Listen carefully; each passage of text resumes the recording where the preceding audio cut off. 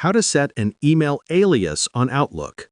Email aliases are a handy tool for managing different areas of your digital life, keeping personal, work, and other types of correspondence organized. Here's how to set one up. First, open your web browser and go to Outlook.com. Click the Sign In button and enter your login details. After entering your email and password, click Next to proceed. Once you're on your Outlook dashboard, look at the top right corner of the page for your profile icon. Hover over it. It might display your initials or a profile picture. Click My Microsoft Account from the options that appear. This will take you to the Microsoft Account Settings page. Locate the Your Info tab and scroll down to Account Info. On the right side, click the Edit Account Info button. Microsoft will ask you to verify your identity for security purposes.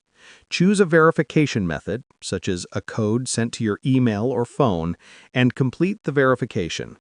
After verification, you'll be directed to the Manage How You Sign In to Microsoft page.